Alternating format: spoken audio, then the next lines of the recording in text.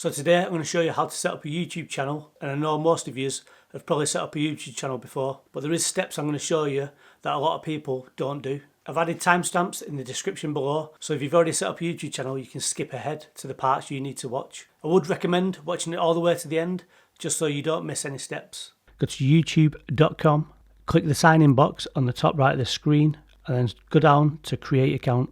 You're going to select if it's for yourself or a business. Then you're going to enter your first name, your last name, email address and password. Then you click next and away you go. If you've not added a profile picture, you can simply add one by hovering over the pen icon, click it and then click edit.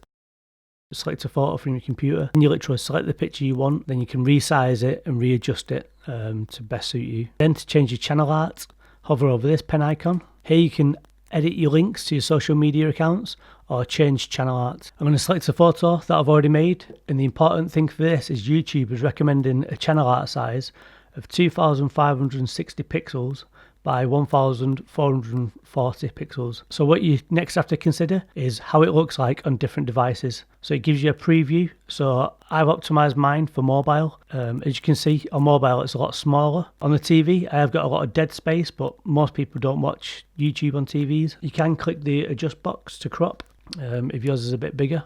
And this next step is really important. If you've got loads of videos, you add different sections. And the reason it's important to add sections if you've got loads of videos is because if somebody visits your homepage, if you don't add sections, all they're going to see is about 5 or 6 of your recent uploads, and that's it. They won't see all your previous content. But if you've got playlists underneath this, when they go to your homepage, it'll be really easy for people to see all your different types of content and binge watch all your videos. Another important step is to add featured channels, and a lot of people don't do this. And I'll add channels relating to my niche. If your channel is about magnet fishing, you'll add other magnet fishing channels. If it's gaming channels, you'll add other big gaming channels, and it just signals to YouTube your content is similar to theirs. So what could happen, and it has happened for me, is say if somebody's watching a bigger channel's video, and at the end of their video it could recommend your channel or your videos because YouTube has associated your channel with theirs and vice versa. So it helps everybody. So to add featured channels, you got to add the URL. So what I would recommend is opening up a second tab for YouTube and then typing in other people in your niche and then adding their channels to your featured section. And with the power of editing, I'm going to skip through and show you the ones I've added. And the question of the day is, what is your YouTube channel name? Type it in the comments below and I'll check out your channel. Go to YouTube Studio on the right hand side.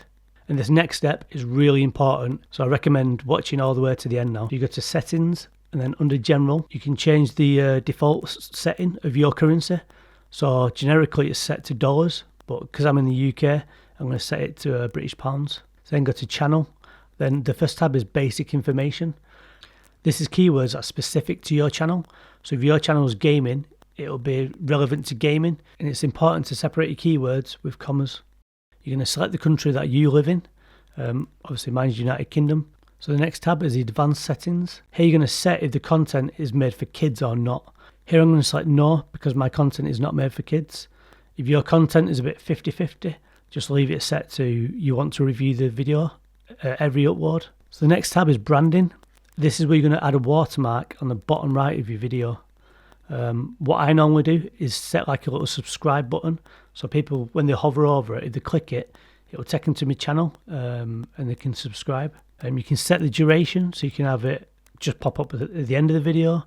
You can set a custom time or for the entire video, so it comes in after the first 5 seconds.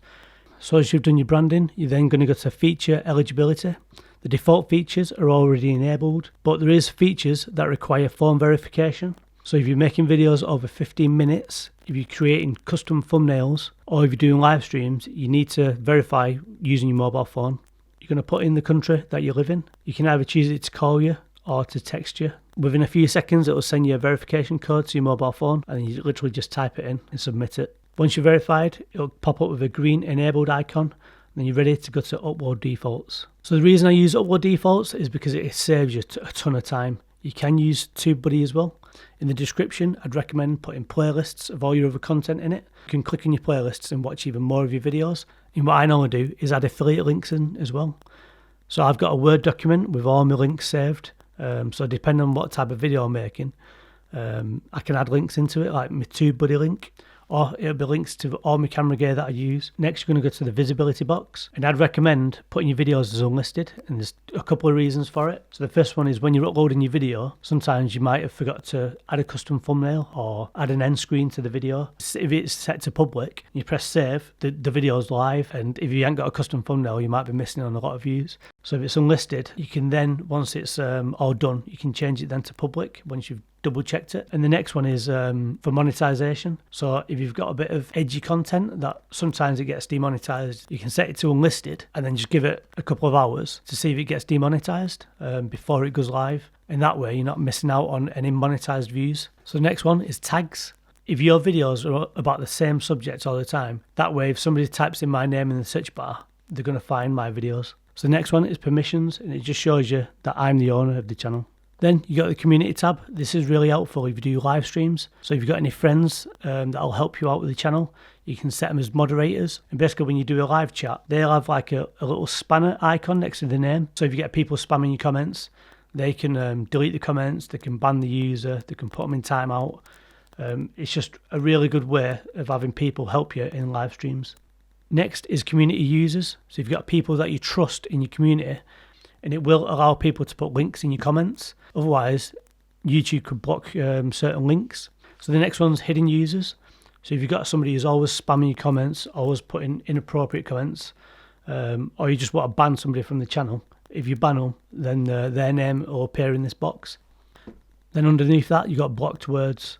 So for me, I wear glasses. So if I was offended by somebody calling me Four Eyes, which I'm not, I could type in 4 eyes, and then that'll block that word. And one I'd recommend is blocking links. So there's nothing worse than people just jumping on your videos just to type a comment of check out my channel. So I block links because if they link to their channel, or you get a lot of websites. Next tab is agreements. I don't do anything on that.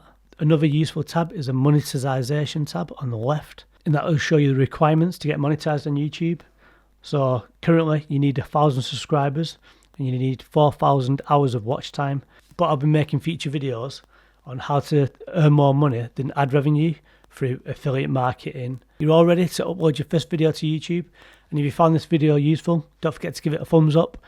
And if you're new to the channel, subscribe so you get notified of the next video.